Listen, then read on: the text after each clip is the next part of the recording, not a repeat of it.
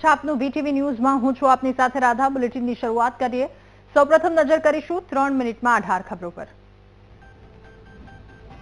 મધ્યપ્રદેશના સિરપ કાંડમાં વધ્યો મૃત્યુઆંક। સારવાર દરમિયાન વધુ 2 બાળકોના મોત થયા। અત્યાર સુધી 22 બાળકોના મોત થયા છે। કફ સિરપ મુદ્દે મધ્યપ્રદેશ જેવી ઘટનાઓને રોકવા ભારતે કયા પગલાં લીધા? વર્લ્ડ હેલ્થ ઓર્ગેનાઇઝેશને ભારત સરકારની પાસે જવાબ માંગ્યો।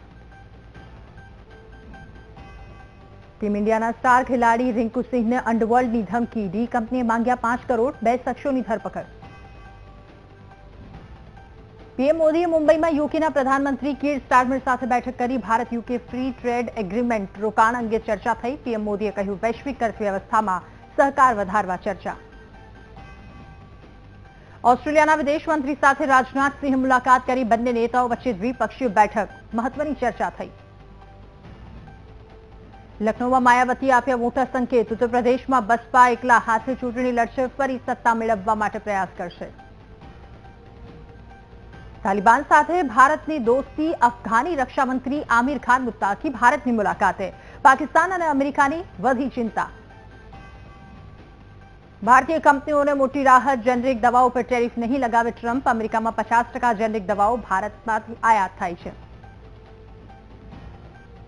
ઉત્તર પ્રદેશના કાનપુરમાં સ્કૂટરમાં બ્લાસ્ટના કેસમાં સીસીટીવી સામે આવ્યા। બ્લાસ્ટમાં 8 લોકો ઇજાગ્રસ્ત થયા છે। 2ની હાલત ગંભીર।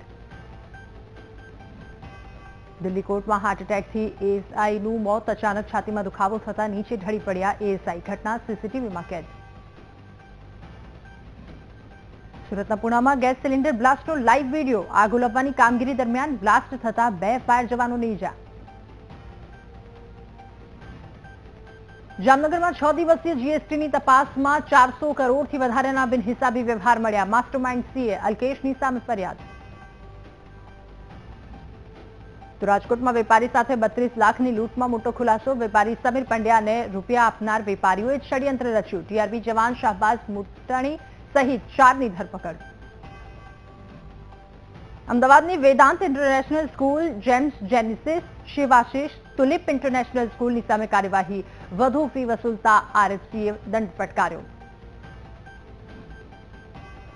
અમરેલીના સાવરકુંડલામાં થોરડીમાં સિમેન્ટના વેપારી પર હુમલો। વેપારીએ ઉધાર લીધેલી સિમેન્ટમાં ઉઘરાણી કરતા 3 શખ્સે હુમલો કર્યો।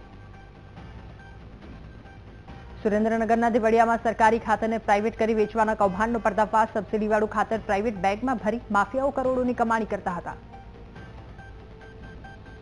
દેવગઢ બારિયામાં વિશ્વાસની દરખાસ્ત મુદ્દે બોલ્યા પાલિકા પ્રમુખ ધર્મેશ કલાલ। કહ્યું, કેટલાક સભ્યોના ગેરવાજબી કામ ન થતા આ વિશ્વાસની દરખાસ્ત કરી।